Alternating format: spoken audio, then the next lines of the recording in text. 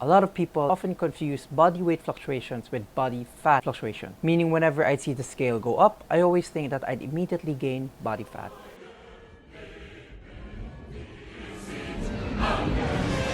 Run for your lives! Everyone run for cover! What is up, guys? Welcome back to the channel. My name is Russell, and if you're new here, this channel is about fitness, lifestyle, and self-development. In today's video, I'll be sharing with you the 5 things I wish I knew when I was starting out in my weight loss journey. The reason why I'm making this video is because there's so much misinformation going online, and if you're following someone who's not as knowledgeable, you might not be able to sustain the process, or you might fall out early on and you might not be able to get the results that you want. And so with that, here's the structure for today's video.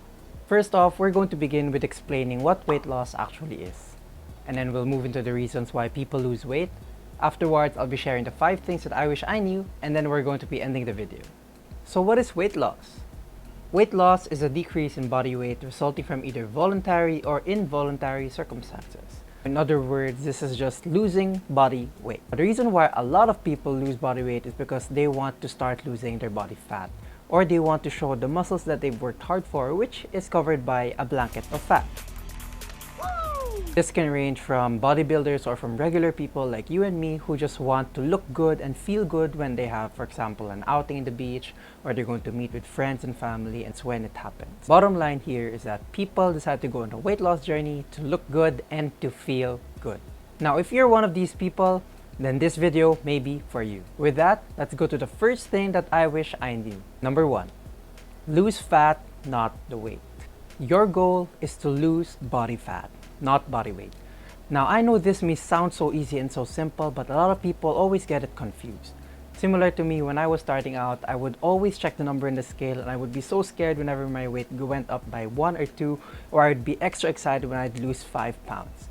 The reason for these weight fluctuations is because your day-to-day vary with what you eat, with your exercise, your stress levels, etc. And these fluctuations in weight are just due to water. A lot of people, including myself when I was starting out, often confuse body weight fluctuations with body fat fluctuations. Meaning whenever I see the scale go up, I always think that I'd immediately gain body fat.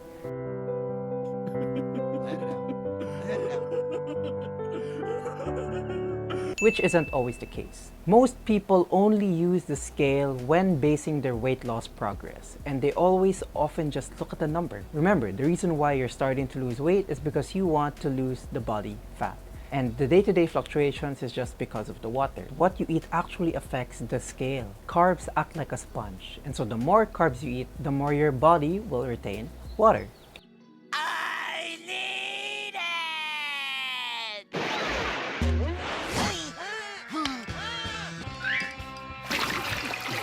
This doesn't mean that carbs are bad, but what I'm trying to tell you here is that you shouldn't be fooled by the number on the scale. There's this thing we call body composition. And in physical fitness, body composition is used to describe the percentages of fat, bone, water, and muscle in our bodies. What body composition tells us is that 2 people can be at the exact same weight, but one person will have more muscle mass and lower body fat than the other. A great way for us to know if we are losing body fat instead of just losing body weight is by measuring inches instead of just looking at the number on the scale. A great tool to use is the measuring tape. You can measure around your neck, your chest, your tummy area, your hips, and your thighs. If your weight stays the same but your inches are going down, especially in the tummy and the hips area, then that means that you are able to effectively lose body fat. Yes, science! It is this focus on losing fat that makes the next thing I wish I knew more relevant.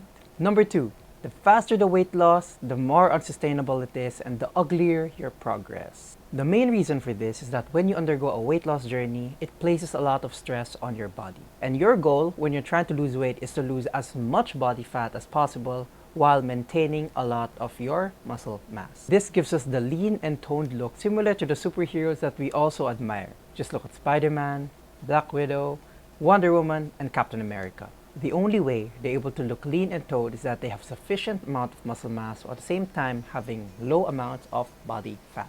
Just like with me, when I was starting out with my fitness, I was going for the quick gain. I wanted to lose as much weight in the quickest amount of time, and this led me to becoming skinny fat. Skinny fat is a term that refers to having a relatively high percentage of body fat and a low amount of muscle mass despite having a normal BMI. You'll know if you are skinny fat if you look thin with clothes on but fat without. More on skinny fat in the next few videos, and let me know in the comments if you want me to tackle on how to address being skinny fat. Because of this, you want to make sure that you are losing weight the sustainable way. A great rule of thumb is to follow the 1 to 2 pounds of weight loss per week. If you follow this rate of weight loss, more or less you'll be able to maintain as much muscle mass. Let's move on to tip number 3. You don't need cardio to lose weight. Back when I was starting out, and a lot from my beginner clients, most of us think that cardio is for weight loss while lifting is for weight gain. Remember, when you are trying to lose weight, your goal is to maintain as much muscle mass as you can while losing the most amount of body fat. Sad to say, cardio doesn't really help maintain muscle mass, but lifting does. Let's look back at our favorite superheroes. Looking at their routine, do you think all they do is do cardio without lifting? No, not really. A lot of them incorporate lifting into their routines, and cardio is just a secondary thing that they do to help them burn off the fat. I'm not saying that cardio is useless, but if you'd like to look like your idols, you'd want to make sure that you prioritize lifting first and then do cardio to help speeden up the rate of your weight loss. In order to ensure that your body maintains muscle mass, you'd want to lift weights. Because when you lift weights, this helps tone your body. But then if you'd want to lean out, now this is where we go into the food, which is more interesting. Fourth thing I wish I knew, food is more important than exercise. I hate to break it to you, but if you're following a specific diet, then the only way for you to lose weight is to be at a calorie deficit. The goal of all diets is to make sure that you're burning more than what you're eating. And diets like keto, paleo, their goal is to make sure that you're eating less than what you're burning so that you're at a constant rate of calorie deficit. The sad part about diets is that they restrict you from eating a specific group of foods, and sometimes these can be very beneficial for you. Diets also make you view food as good or bad. And for me, this isn't a healthy way to relate with food kasi masarap kumain eh.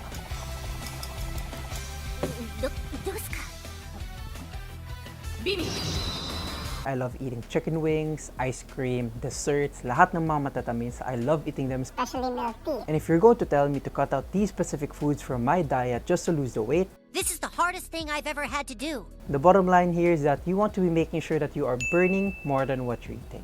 And this brings me to the fifth tip. Fifth thing I wish I knew is that you do not need supplements. To start with this, let's look at the definition of a supplement. A supplement is there to aid, it's there to support. Supplements are just nutrients that you get from food, except that they're separated. Let's take whey for example. Whey is just protein derived from milk. And getting these proteins is similar to eating, like let's say, chicken, where your body breaks down the chicken into protein, into amino acids. This is why doctors recommend you taking some specific supplements if you are lacking in, let's say, vitamin C. It's the same with weight loss, except that if you're not following anything, you're not following a program, then taking supplements might not be beneficial for you. It would be best to look at your food intake first and see what you are lacking, and then decide what supplements you're going to be taking. Oh wait, I get it now. And so with that, here again are the 5 things I wish I knew when I was starting out in my weight loss journey. If you enjoyed this video, do give it a like so that it tells the YouTube algorithm that this is a good video, that you're learning something from it, and that you're enjoying, so that it pushes it up to more people. Give a subscribe to the channel, and do comment down below and tell me what you want to learn more of. Until then, I'll see you in the next video.